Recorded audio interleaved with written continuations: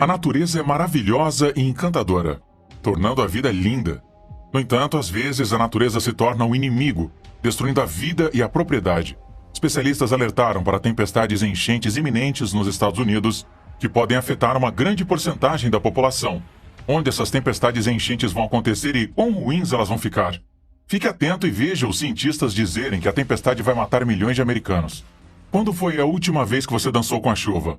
A idade adulta, para a maioria das pessoas, significa que você não pode se entregar aos prazeres tão simples. No entanto, e quando a água está em toda parte e não pode ser evitada, graças a uma tempestade ou inundação? Os californianos podem querer prestar atenção aqui, pois houve previsões de mega tempestades iminentes que podem mudar toda a paisagem do estado. A Califórnia não é nova em desastres naturais sérios como grandes tempestades e enchentes. 160 anos atrás, a maior inundação da história moderna dizimou a Califórnia, matando 4.000 pessoas, destruindo 1/3 de todas as propriedades e afogando ou matando à fome 1/4 do gado de 800.000 cabeças de gado do estado. A Califórnia foi à falência tão completamente que seu governador, legislador e funcionários do estado não receberam um salário durante 18 meses. O sistema telegráfico recentemente instalado falhou, com apenas a parte superior de seus postes visíveis sob os pés da água, e as estradas estavam intransitáveis. E se você pensa que os problemas da cadeia de suprimentos de hoje são ruins, os ovos chegaram a custar nessa época $3 a dúzia, ou $79 no dinheiro de hoje. O desastre começou com uma tempestade de neve na serra. No início de dezembro de 1861, as montanhas do leste da Califórnia receberam até 15 pés de neve. O resultado, de acordo com pesquisadores da National Oceanic and Atmospheric Administration, foi uma série de rios atmosféricos. Os rios atmosféricos são regiões relativamente longas e estreitas na atmosfera, como os rios no céu, que transportam a maior parte do vapor de água. Alternativamente, você pode pensar em um rio atmosférico como uma mangueira de incêndio que funciona à umidade do Pacífico tropical em direção à Califórnia. Eles vieram por 40 dias, trazendo chuva quente e ventos fortes.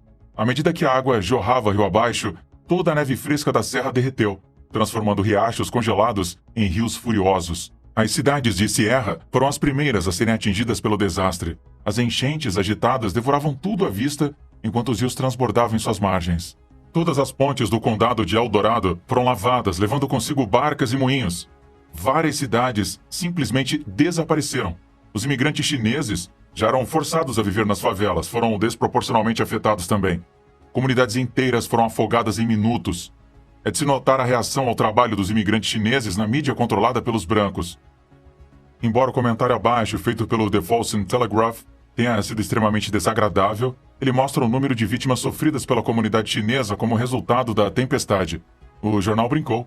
O The Folsom Telegraph acha que aqueles jornalistas que centraram muitas de suas energias contra a imigração chinesa deveriam ficar chocados com a superioridade da água sobre seu espírito em diminuir o incômodo chinês.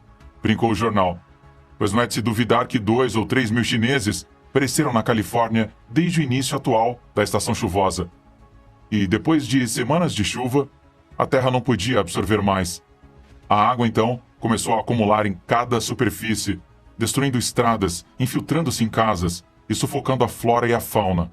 Sacramento até o Vale San Joaquim, um trecho de 300 milhas de extensão por 20 milhas de largura, estava completamente submerso. As inundações atingiram até 30 pés no Vale Central. Em Sacramento, a situação não era melhor. A cidade também não era estranha às inundações. Estava localizada na confluência dos rios Sacramento e Americano, e inundavam quase todos os anos. Isto, no entanto, era diferente de tudo que os moradores já haviam visto. Um dique construído para manter a água fora provou ser insuficiente para a tempestade devastadora. Inicialmente a água derramou, depois ficou transformando o Sacramento em uma tigela de ponche aquática. Quase todas as casas e prédios da cidade tinham inundações no primeiro andar. As calçadas laterais não existem mais. Durante semanas, o remo foi o único meio de transporte viável. Aqueles que permaneceram enfrentaram outro problema: a fome. Havia pouca comida, pois o gado, as fazendas e o comércio desapareciam da noite para o dia. Um sobrevivente chamado L.H. Powell lembrou sua viagem de San José para São Francisco.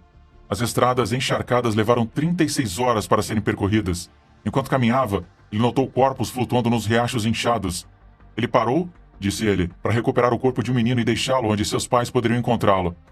Quando as águas recuaram, o que levou até o verão em algumas partes da Califórnia, o estado mudou para sempre. Um quarto da economia havia sido destruída em um mês, e mais de 3,1 bilhões de dólares em prejuízos haviam sido feitos, ultrapassando de longe os 235 milhões de dólares em prejuízos causados pelo terremoto de 1906, 40 anos depois. Outra poderosa tempestade atingiu a Califórnia mais de 100 anos depois, em 1995.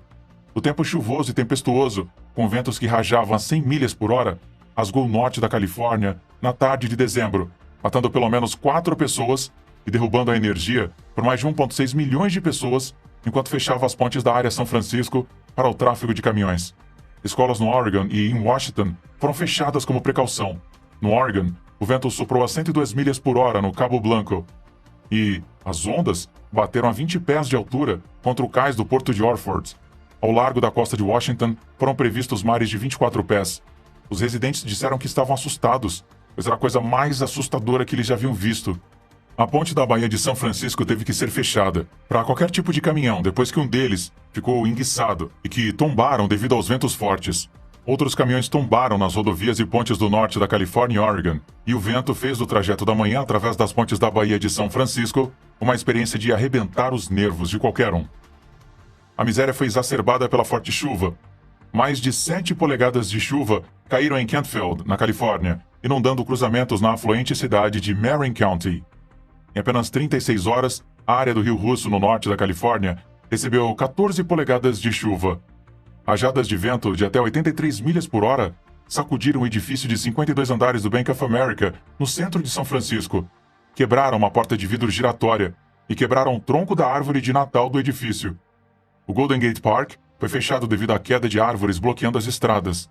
O histórico restaurante Cliff House, empoleirado acima do Pacífico, teve que fechar a alguns quarteirões de distância depois que o vento rasgou uma fachada e quebrou janelas. Um morador passou 2 horas aterrorizantes preso em uma árvore que destruiu uma casa no bairro St. Francis Woods, em São Francisco. Jornais disseram que 669 mil contas comerciais e residenciais, representando mais de 1,5 milhão de milhões de pessoas no norte e centro da Califórnia, foram simplesmente apagadas. E graças às quedas de energia que se seguiram, o San Francisco Examiner só conseguia imprimir cerca da metade da sua circulação habitual nos dias de semana. Mais de 150 mil pessoas no Oregon perderam energia, incluindo toda a cidade de Coos Bay, com uma população de 15.400 habitantes. Um motorista no Oregon foi morto pela queda de árvores, e 2 mulheres que estavam dormindo e outro motorista foram mortas em acidentes separados na Califórnia.